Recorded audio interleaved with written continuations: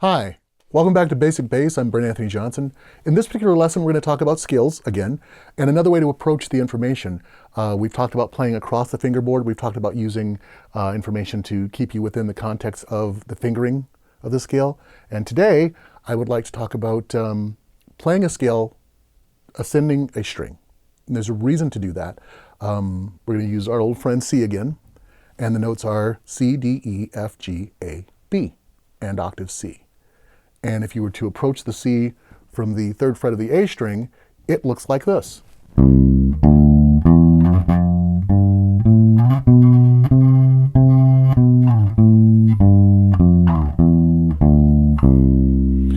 those notes continue to be C, D, E, right? Now, the E is on the 7th fret of the A string. I'm going to take this entire fingering and move it up a half step to F. G, A, B, C.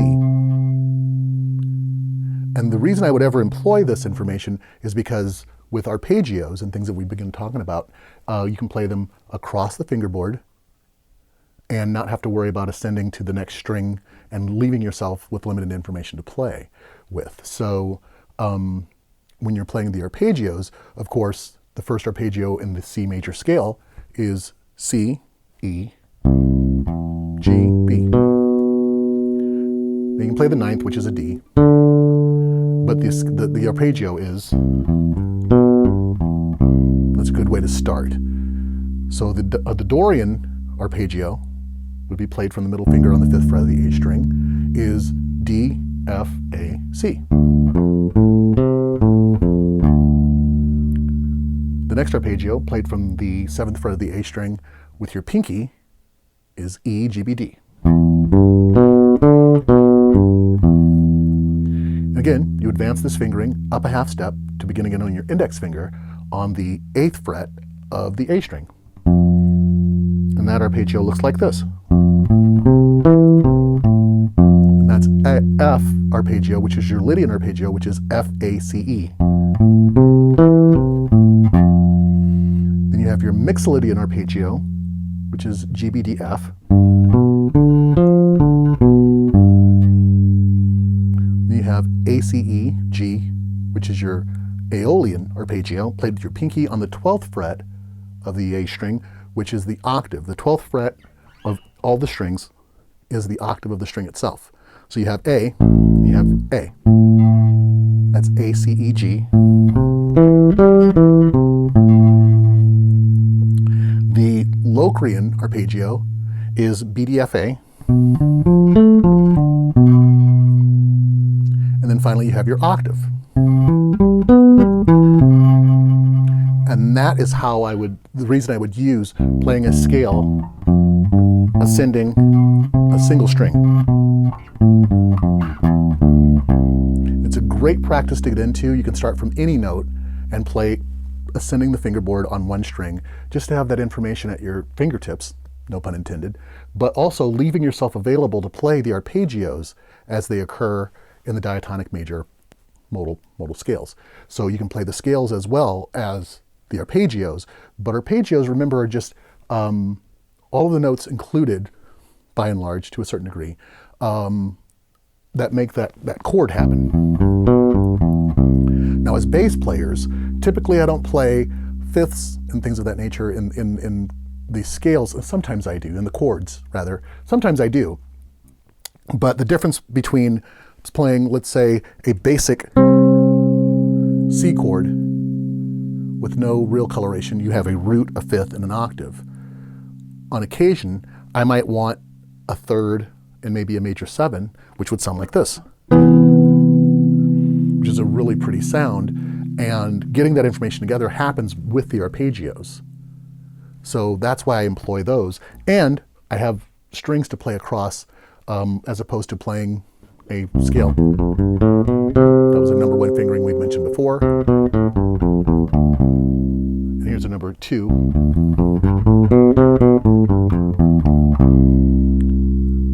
Using, again, the major scale that we've certainly covered. But when you're playing the arpeggios, it's the sound of a chord played one note at a time. And within that context, you can pick out the colors that you really, really like to listen to. in certain aspects of chordal playing, I want to hear certain information. For instance, in Lydian, I might want to hear that raised fourth. So here's your F Lydian.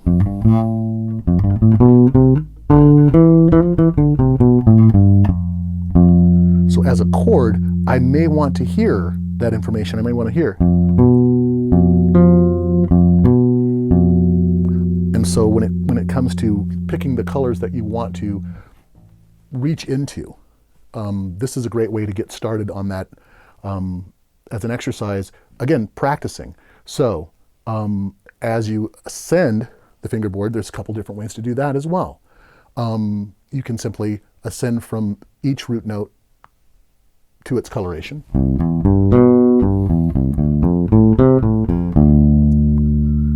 And perhaps at the top, when you get to this information,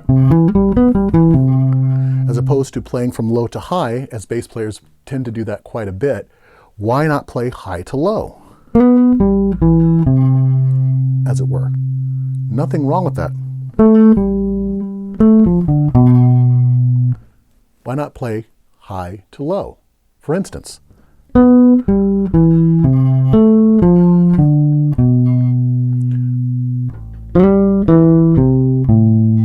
that sort of information, right? Because it's really quite nice to hear bass players not use so much root-oriented information, but play more color tones. Oops.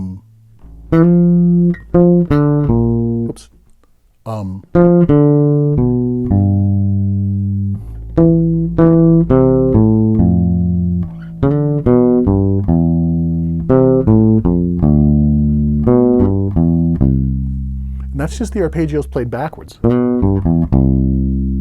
By playing them backwards, it gives you a little bit more of a melodic sense of how that chord can really sound. And just repeat the names of the arpeggios, the names of the notes of the arpeggio backwards, as opposed to C, E, G, B, right? B, G, E, C, that sort of thing. And just kind of practice that. Again, telling yourself the names of those notes, because they're very, very important when you're playing in different keys than C. Make sure that you identify that information, because again, you're learning information, that you're learning the names, the technical names of these notes that you're playing, but also you're hearing how that affects the sounds that you're hearing, how that affects the sounds that you're hearing in a given chord. It's really, really important to have that information together so you can play melodically, so your fills make sense. So all these things sort of eliminate the magic. I don't really mean to do that. I think that music is magical, and I think that there's wonderful things that we hear that we can't explain, that we want to learn how to do and to perform and to have access to. And certainly along the journey of music, you'll discover these wonderful things that you've always wanted to play, and suddenly you're playing them. That only comes through knowledge. That only comes through spending time with the instrument, playing the information that's going to glean that thing that you're looking for, as opposed to simply playing the instrument and seeing what happens. We will tend to play a lot of the same information over and over and over again, unless we have something very, very definite to play, unless we're looking for very definite information. And this information I'm presenting is the gateway to being able to hear great, great tones against a root, a common root that we're trying to open up. I've looked at the keys of music like very much like having a neighborhood of 12 different houses and a key ring, and all of them are different keys to get into the different houses. You can't use this key to get into that house. You have to have that specific key to break into that information. And though they are structured the same way, it takes a little bit of a turn when you're trying to access that information, if that makes sense to you at all. So the concept here is to utilize the arpeggios of each root note in a diatonic context. So you can hear the difference between the major and minor intervals that make this key. It's not just simply a note, it's an entire world that can be opened up using these 7 modal scales. And you can take notice of things like this. C major. It has a major third. It has a major sixth. It has a major seven. So, whereas Dorian has very minor oriented information, minor sounding information. You have this minor third. So,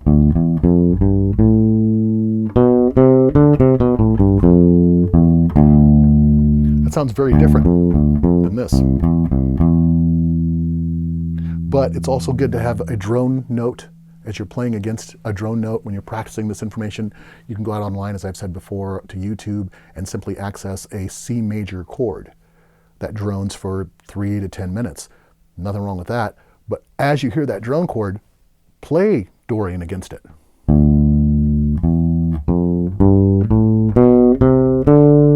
Same thing with Phrygian. It's also very minor. That sort of information, you know, saying, so play the Arpeggios against a C major chord of, that was Phrygian, Dorian, right? And then hear how it is very, very, it harmonizes very well when you get to the F Lydian, albeit you've got this raised fourth.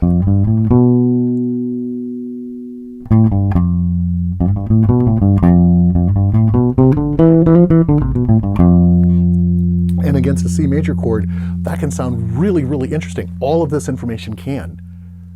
But once you get the fingerings together, it really is about exploring the context and really exploring how your ears, or what your ears hear, how your ears react to certain things. As I've said before, when you get to Locrian, which is the 7th modal scale, which sounds like this. In C major, you got a B Locrian, and that arpeggio.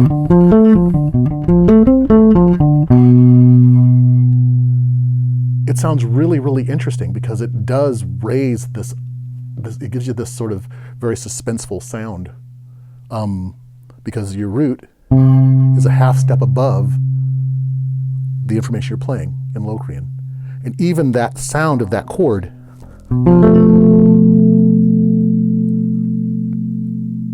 resolves nicely to a C major 7 sound. It's almost anticipated, but without knowledge of where that is and how that sounds and why, that you're using the 7th note of a scale, of a major scale in this context, but the note that you're starting from is a half step below the tonic, or the root note. It gives it this very interesting sound. It's a sound that you should explore. You could explore, as I've said, the great Anthony Jackson, bass player, inventor of the 6-string electric bass guitar, things of that nature. He uses this type of information a lot if you've listened to his music. There's a lot of other players who use this sound, but they know how to use it. It's not using it in an empty, open world. It's using it within the parameters of a world that exists. And so these lessons are about the world that exists. They're very basic information. Great exercises you can do with these things. You can get your plucking hand in shape using the same information. We've done that in other lessons, and just other ideas that you can employ just to have it together. And just because you're playing in a major chord in a major key doesn't mean you have to use this information. It just means that you can, and how. So the idea is not to fly, and just show everyone what you know all at once. The subtlety of why we play bass, driving the music from behind and no one even notices, this is really cool stuff. This is really fun. This has been the most fun I've ever had as a musician in my entire life, is using this information subtly and playing fills that make sense and adding something to the music melodically while we maintain our jobs as musicians, as bassists. So keep those things in mind and keep pushing forward to expand your ear, expand your mind. This is fun. See you next time.